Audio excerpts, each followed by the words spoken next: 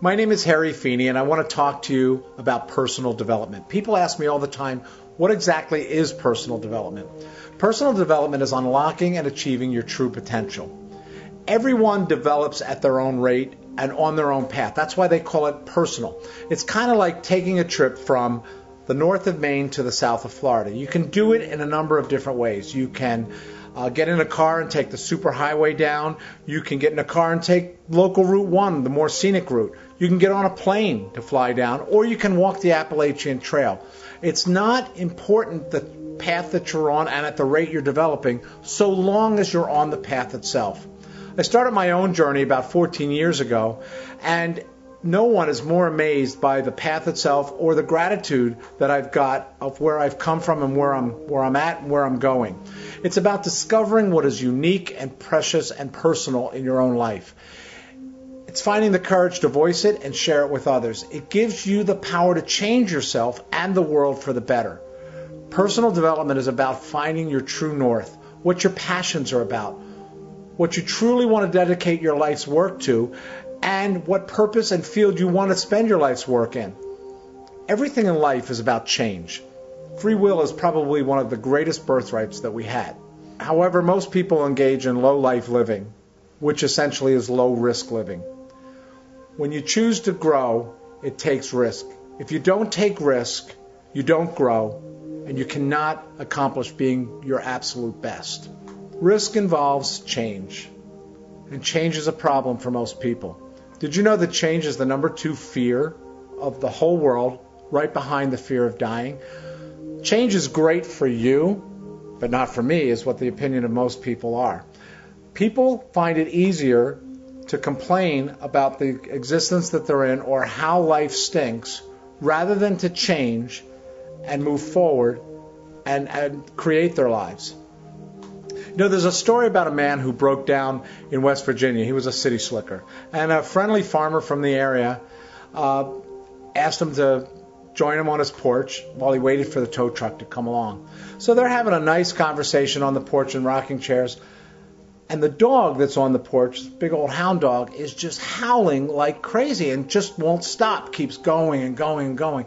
Finally, the city slicker looks at the farmer and he says, Why is that dog howling like that? He goes, oh, that's my dog Blue, says the farmer. He says, he's sitting on a nail that's poking up from underneath the boards and poking him in the butt. And the city slicker looks at him and he goes, so why doesn't your dog move? And with great wisdom, the farmer looks and he goes, well, I guess it's just not painful enough for him to move. And that's what goes on in a number of our lives, is that it's just not painful for us to move. It's much easier for us to just stay on that path, as painful as it is, and keep plodding along, rather than change our lives. Right now, at this time in our existence, many people think that all the crazy things that are going on in the world, Katrina a few years ago, the recent earthquake in China, global warming, all the wars that are going on and how crazy people are being, the greed on Wall Street, they think that we're approaching the end of the world. They think it's Armageddon, the apocalypse. But if you look back in history, between the 14th and 17th centuries, there was this thing called the Renaissance, which came after 1,000 years of the Dark Ages. All of a sudden, people started waking up, and there was change around the entire world. But it actually shook the very foundation of people's lives. In 1491, people knew without a doubt that the world was flat. And then this guy, Chris Columbus, comes along, and he shows that it's not, that the world is round. I mean, you couldn't get a more basic belief change than that. And then 50 years later, Galileo comes along and he says, you know what? The Earth is not the center of the universe. The sun is the center of only our solar system. And that shook the foundation of the whole Catholic Church at the time. Christopher Columbus was branded as insane until he proved his point. And Galileo was imprisoned for 7 years in a tower until he recanted. He was imprisoned for being a heretic. And he finally recanted after 7 years. I guess he couldn't take the tower enough and said, you're right.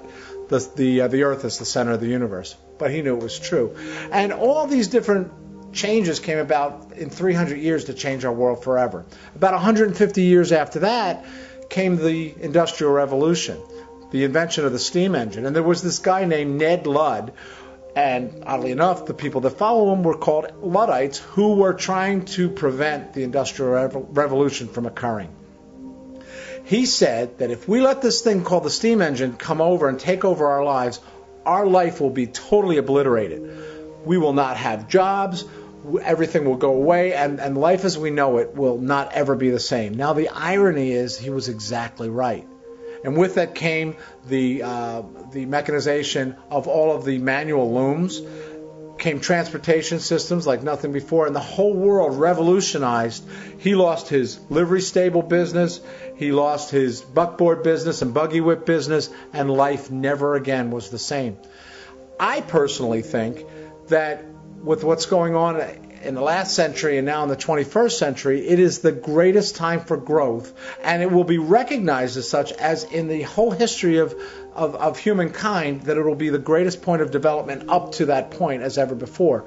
With the internet, with globalization, with everything else that's going on, if you get caught up in this revolution, it's a time of opportunity, just like it was in the time of the Renaissance and the time of the Industrial Revolution. People fail for 3 reasons, and only 3 reasons. They don't aim high enough, they always aim low and consistently make their goals, or they don't aim at all. That's probably the biggest reason of not aiming at all, is why people fail. They don't want to change. Life's okay the way it is, I'll just plod along and go there. How many people know the answer to the equation 3 times 3? Pretty simple, huh?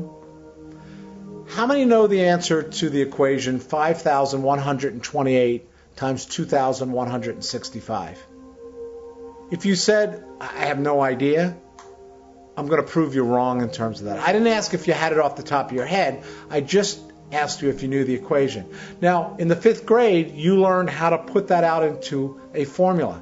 So take out a piece of paper, write down 5,128 times 2,165 in the formula that you were taught. I bet you now you either have the answer or you have the formula that you know how to exactly solve that problem. So that's the whole thing about this, is that if you know the formula, you can figure out the answer. If you know all the formulas, it doesn't matter what the goals are in your life, you can achieve all of them if you know the formulas. Have you ever watched with great intent and great excitement how a baby develops from birth to about age 2, 2.5? The first thing that they do is they learn to mobilize themselves. And where do they get that from? It's like in their inner being of learning how first to push themselves up, hold their head up first, then to push themselves up, and to turn over, and then to crawl, and then to get up and start being mobile on 2 feet, and then next thing you know, they're off and running. They learn that all on their own, and they have no barriers in spite of the fact that it's very painful. How many times they fall, they hit their head, they hit their arms, but they are undaunted in their belief system of getting up and moving. And then what do? They learn how to communicate. They listen to the sounds of the world, and they see in their observation of how you get from point A to point B, or how you get what you want to eat, or a toy that's there, by communicating. And they learn all of that, and then they get to the ripe age of 2 years old, and what's the next thing that they learn? They learn the word no. No, you can't do that. No, don't go there. And they have all this independence, and now they're mobile, and they're communicative, and they're told no all the time. And that's when self-limiting beliefs start to happen. And as they get older, they're told, be quiet in the classroom. Don't talk at the dinner table. Stop daydreaming. No, you can't be president of the United States. Oh yeah, right. You can be a football player in the major, in the NFL. And we start then taking everything that we hear and start putting it into our system, and they become self-limiting beliefs. The next thing you know, we're becoming news junkies, and we're believing everything that we read at the newsstands. And our world is about reality shows. And now we're living vicariously through other people's lives rather than going back to the point of creating everything it is that we wanted to do in our lives. Wouldn't it be wonderful to be able to get that magic that you had from birth to about 2 years old? If your goals are to be truly happy and successful, I invite you to visit my website. You see, I'm a change agent in the transportation business. I can transport you absolutely from point A to point B, financially, spiritually, and in self-actualization, helping you to become who you always were meant to be in the realm of your greatest good. I'm Harry Fini. I look forward to speaking to you about the incredible journey ahead of you. Make it a great day.